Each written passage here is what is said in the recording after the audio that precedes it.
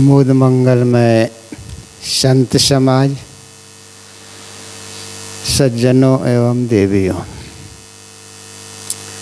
अभी हम लोग साथियों से बहुत सुंदर विचार श्रवण कर रहे थे। संचालक जी की ओर से मेरी ओर इशारा, आइए थोड़ी चर्चा।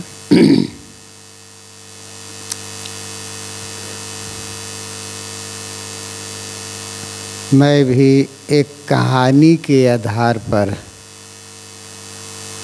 आगे चर्चा करना चाहूँगा।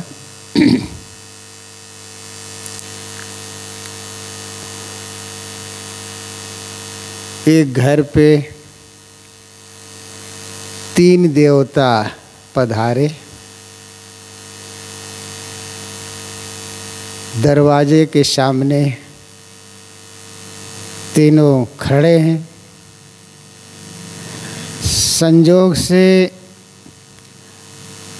घर की जो गृह मालकिन किसी काम पर उन्हें जाना था। दरवाजे के पास वो देखती है, बिना आमंत्रण बिना बुलाए 3 देवता आए हैं। वो तो बड़ी खुशी हो गई उन्हें। आइए भगवान, आइए, पधारिए पधारिए। तीनों ने एक स्वर से कहा, माता जी, हम लोग तीनों एक घर में नहीं जाते हैं और हम लोग का परिचय भी आप जान लें। एक ने कहा मेरा नाम प्रेम है, दूसरा ने कहा मेरा नाम यश है, तीसरा ने कहा मेरा नाम दौलत। माता जी ने तीनों का परिचय जानकर खुश तो होती है, लेकिन वह उहापोह में पड़ जाती है। तीनों एक से बढ़ चढ़ करके हैं, किनको बुलाऊं। वो सोचती है चलो घर में इस समय सभी लोग हैं, इन लोग से भी सलाह लें, अच्छी बात। जाती है, बताती है। बड़ा लड़का ने कहा, माता जी सोचने की क्या बात, अरे दौलत को बुलाइए। दूसरा भैया ने कहा, भाई साहब आपके पास दौलत की कमी नहीं है, औरों की अपेक्षा आप बड़ा धनवान ही हैं, धनवान कहलाते हैं, सेठ कहलाते हैं। अगर मेरी बात आप लोग माने तो यश को बुलाइए, आपका नाम भी आसपास फैले।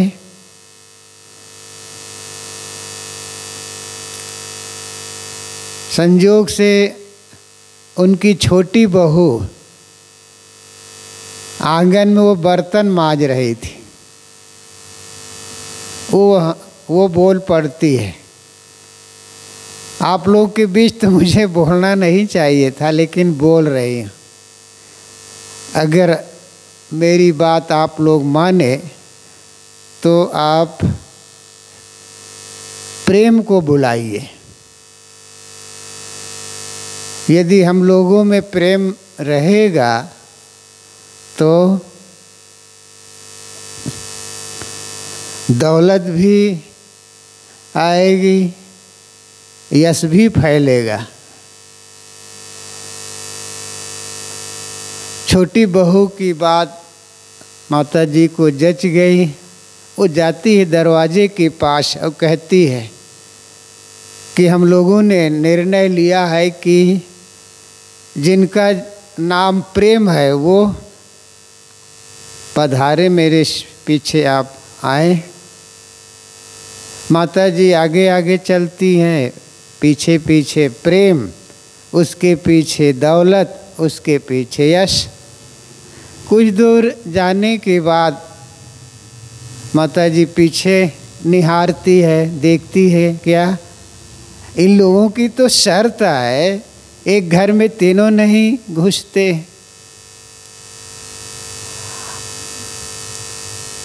उन्होंने बोल पड़ती है कि आप लोगों की तो शर्त है, लेकिन तीनों आप लोग आ रहे हो।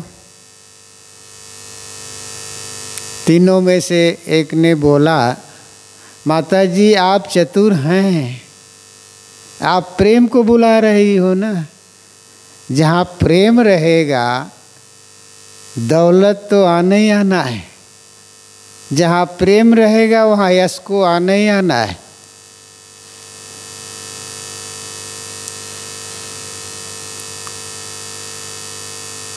ये तो उदाहरण कहानी हुई। जिस परिवार में, जिस समाज में प्रेम है, संगठन है अथवा एकता है, उस घर में निश्चित है दौलत और यश भी आएंगे। प्रेम में वह ताकत है जो सबको बुलाने में उनमें ताकत है। प्रेम में, एकता में, संगठन में वह शक्ति है जो इस सबको बुलाने में सक्षम है। इसीलिए किसी ने बढ़िया कहा है, एकता से राष्ट्र का निर्माण होता है, प्रेम से देश का कल्याण होता है। स्नेह का दीप जलाओ आज घर घर, प्रेम ही आज़ादी का पैगाम होता है। एकता से राष्ट्र का, परिवार का कल्याण होता है। एकता से ही चारों तरफ विकास ही विकास होता है।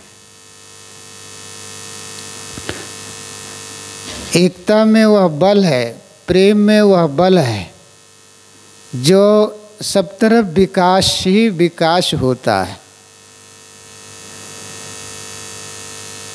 अगर परिवार में प्रेम होगा तो परिवार का विकास होगा, समाज में प्रेम और संगठन होगा तो समाज का विकास होगा, और देश में प्रेम और एकता होगी तो देश का विकास होगा।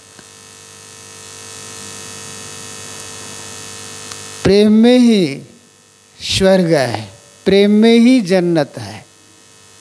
सद्गुरु अभिलाष साहब के सूत्र हैं, प्रेम में स्वर्ग है, अनासक्ति में मोक्ष है, परिवार में जन धन है, अध्यात्म में मन धन है। प्रेम में स्वर्ग है। स्वर्ग का लाक्षणिक अर्थ है सुख, आध्यात्मिक अर्थ है स्व कहते हैं खुद को, गा कहते हैं गमन, आत्मा की ओर लौट आना, ये है स्वर्ग। वैकुंठ कुंठा रहित, ग्रंथि रहित मन का होना वैकुंठ वास है। प्रेम में ही जन्नत है, प्रेम में ही स्वर्ग है।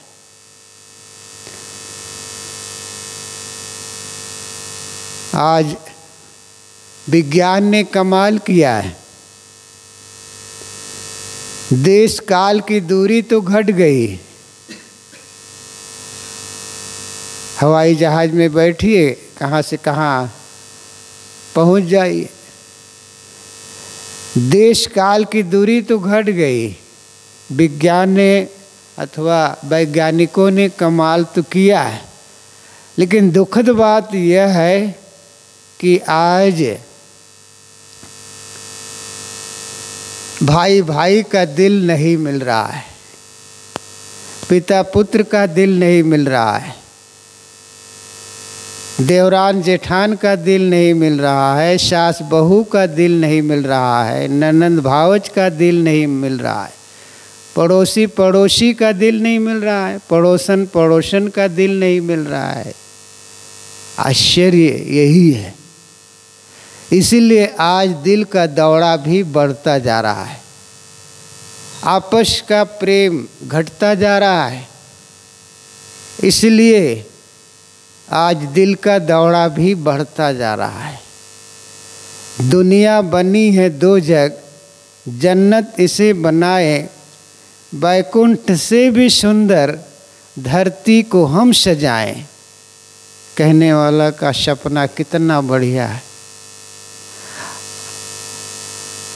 आज दुनिया दो जग बनी है, कहने वाला कह रहा है कि इन्हें जन्नत बनाना है, बैकुंठ से कहीं सुंदर इस धरती को सजाना है। देख लो आज दुनिया में पार्टी को लेकर, जाति को लेकर, संप्रदाय को लेकर, मजहब को लेकर, सरहद को लेकर आज नरक बना हुआ है, दोजख नरक बना हुआ है। जहाँ कला है, जहाँ विषमता है, तू मैं है, राग देश है, भय है, चिंता है, शोक है, वहाँ ही नरक है।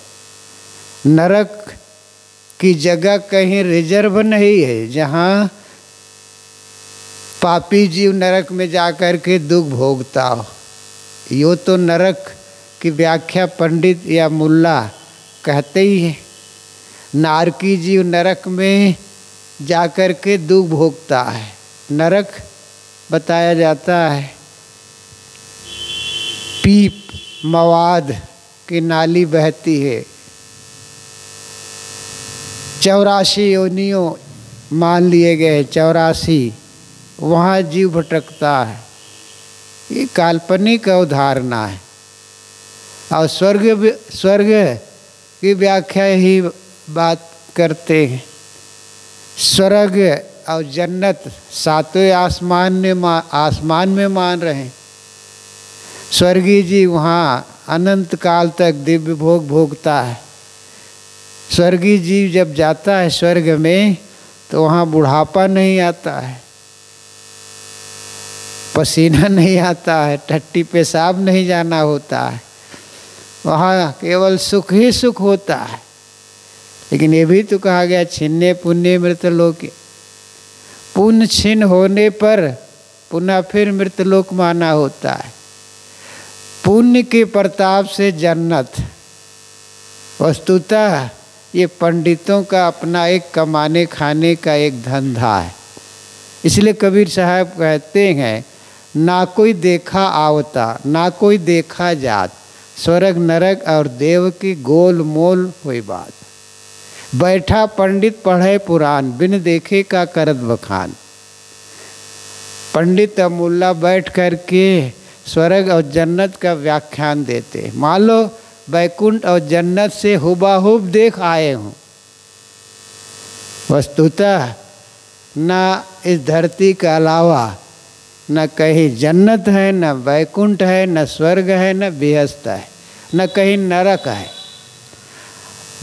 अगर नरक देखना है तो जिस घर में, जिस परिवार में, जिस समाज में, जिस राष्ट्र में कला है, राग देश है, वैमनस्य है, प्रत्यक्ष नरक है। जन्नत और स्वर्ग जिस घर में एकता, प्रेम, संगठन, भाईचारे का व्यवहार है, एक दूसरे को देख कर के मन में प्रसन्न हो जाया जाता है, किसी प्रकार के मन में कलमश नहीं रह गए, तो यही जन्नत है। तो अब पहले तो अपने घर को स्वर्ग बनाना है, एकता और प्रेम और संगठन से। उसके बाद अपना मन को प्रसन्न रखना है। मन की प्रसन्नता ही जन्नत है, मन की प्रसन्नता ही स्वर्ग है। तो मैं कह रहा था कि आज संसार में देखा जा सकता है कि नरक कैसा है।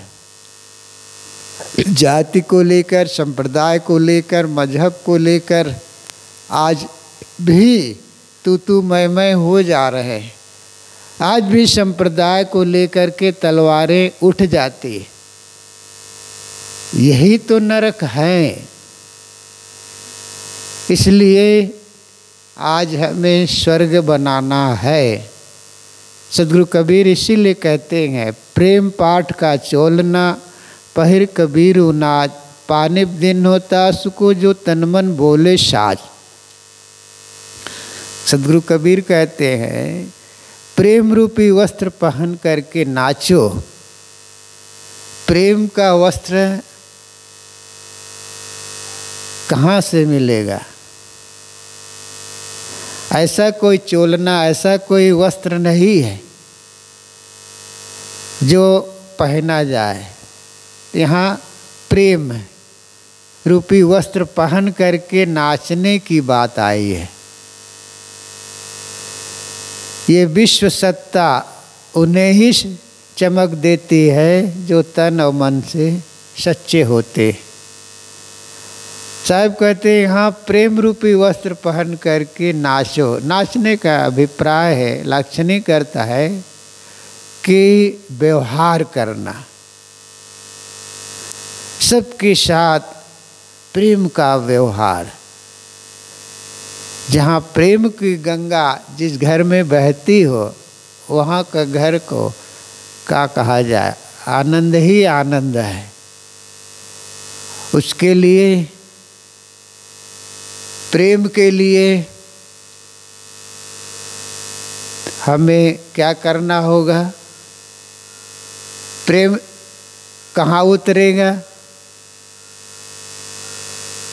जिसमें स्वार्थ ना हो। दूसरा है परदोष दर्शन ना हो। तीसरा कारण है असहनशीलता। अगर तीनों अगर हैं तो वहाँ प्रेम नहीं उतर सकता, प्रेम हो ही नहीं सकता है। अगर घर को अगर जन्नत बनाना है, स्वर्ग बनाना है, तो पहली बात है कि स्वार्थ को अपना घटाना पड़ेगा। दूसरा है परदोष दर्शन ना हो। तीसरा कारण है असहनशीलता। अगर तीनों अगर रहेंगे तो घर परिवार समाज में प्रेम और एकता हो नहीं पाएगी। अगर घर को वैकुंठ बनाना है, स्वर्ग बनाना है, समाज और परिवार में वैकुंठ उतारना है, स्वर्ग उतारना है, तो पहला है स्वार्थ। स्वार्थ दो प्रकार के होते हैं। एक पशुता का स्वार्थ और दूसरा है मनुष्य का स्वार्थ। जब तक पशुता का स्वार्थ रहेगा, एकता और प्रेम नहीं आ सकता। पशुओं के बीच में, कुत्ते के बीच में अगर रोटी रख दो या पशुओं के बीच में चारा रख दो, खाएंगे तो, लेकिन लड़ भिड़ के खाएंगे। और हम लोगों के बीच में, मनुष्यों के बीच में अगर खाने पीने की सामग्री रख दी जाए तो हम लोग बांट के खाएंगे। तो हमारा स्वार्थ पशुता का ना हो, हमारा स्वार्थ मनुष्य का हो। आज पशुता का स्वार्थ ज़्यादा देखने को मिलता है और ये पशुता का स्वार्थ दिन दिन सुरसा का रूप धारण करता जा रहा है। भाई का हक मारा जाता है, भतीजा का हक मारा जाता है, समाज का शोषण किया जाता है। ये मिलावटबाजी क्या है? खाने पीने या दवाई में भी मिलावटबाजी, ये क्या है? आर्थिक शोषण। और जिसको हम देश या समाज का कर्णधार मानते हैं, उनके द्वारा बौद्धिक शोषण होता है। सही रास्ता न बताना ये क्या है? बौद्धिक शोषण, स्वार्थ। आज सुरसा बन करके बैठा है, भाई को नहीं पहचान रहा है, भतीजा को नहीं पहचान रहा है। एक घर में दो भाई थे, बढ़िया चल रहा था प्रेम। दोनों के दो बच्चे थे और बच्चे थे बड़े, लेकिन दो छोटे थे। उन्हें किसी कारणवश बाजार जाना पड़ा। दोनों बच्चे खेल रहे थे। ताऊ जी कहाँ जा रहे हो? पापा जी कहाँ जा रहे हैं? बेटा बाजार, हमारे लिए गन्ना लाना। गन्ना? हाँ बेटा ज़रूर लाऊंगा। गया बाजार, सामान और ख़रीदे। याद आ गई बात बच्चों की, चलो एक गन्ना ले लिया। गन्ना लेकर आए। जैसे ही गाड़ी से उतरा गन्ना लेके, दोनों बच्चे देखते ही दौड़ पड़े। ताऊ जी, पापा जी, गन्ना।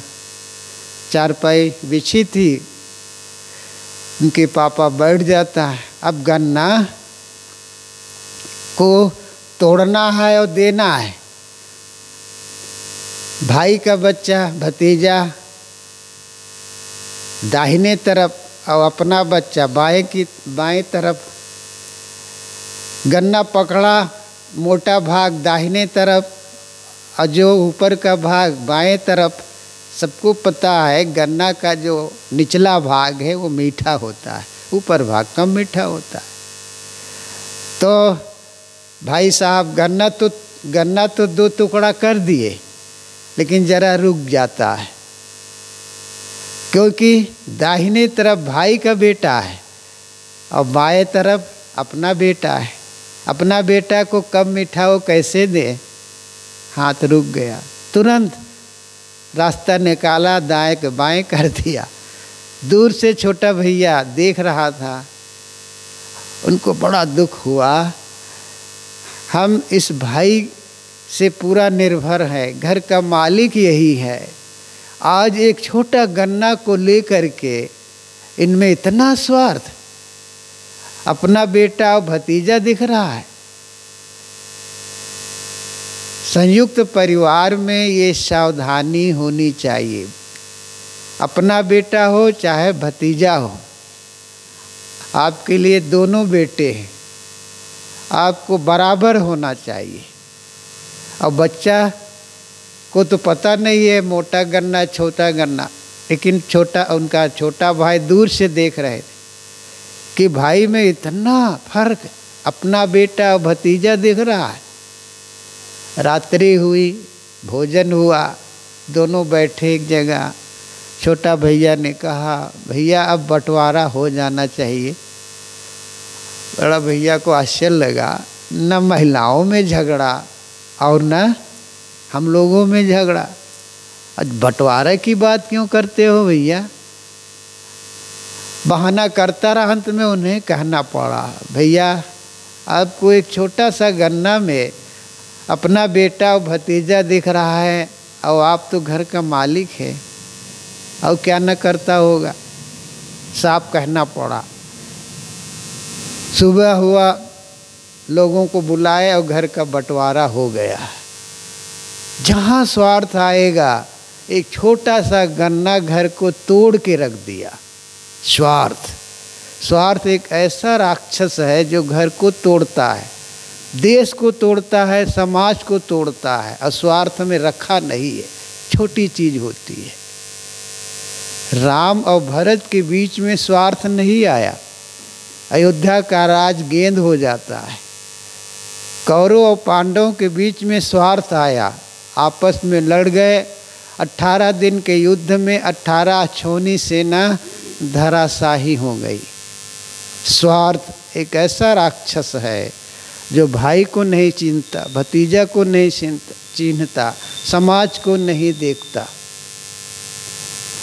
प्रेम अगर उतारना है, स्वर्ग उतारना है, तो पहला कदम है स्वार्थ को अपना जीतना होगा। दूसरा है परदोष दर्शन। जो दूसरे के दोष देखता रहेगा, भाई का दोष, भतीजा का दोष, और महिलाओं में वही बात, एक दूसरे की बुराई, एक दूसरे का दोष देखते रहेंगे तो निश्चित है प्रेम नहीं रह जाएगा। इसलिए दोष न देख करके अच्छाई को देखें। अगर हम देखें अपने परिवार में तो अच्छाई तो 90% है, यूँ कहें तो 99%, 1% कहीं दोष है, उसको नज़रअंदाज कर दो तो निश्चित है घर में स्वर्ग उतरेगा। तीसरा हेतु, तीसरा कारण है असहनशीलता। जो आदमी असहनशील होगा वो घर में प्रेम नहीं उतार पाएगा। इसलिए घर में अगर प्रेम उतारना है, स्वर्ग उतारना है, जन्नत बनाना है तो सहनशील बने। सहनशील आदमी ही घर को, परिवार को लेके चल पाएगा, अन्यथा घर टूटेगा, परिवार टूटेगा, समाज टूटेगा, छिन्न भिन्न हो जाएगा। इसलिए घर परिवार को एकता के सूत्र में बांधना है तो अपना स्वार्थ को हम जीतें और परदोष दर्शन ना हो, गुणग्राही हो। तीसरा हेतु, तीसरा कारण है सहनशील हो, तो निश्चित है घर में जन्नत होगा, घर में स्वर्ग होगा। तो मैंने घर में कैसे स्वर्ग हो, कैसे जन्नत हो, इस पर मैंने कुछ देर आपके बीच निवेदन किया। समय पूरा, यहीं पर मेरी बात पूरी, यहीं पर अपनी वाणी विराम। बोलिए सद्गुरु देव की जय।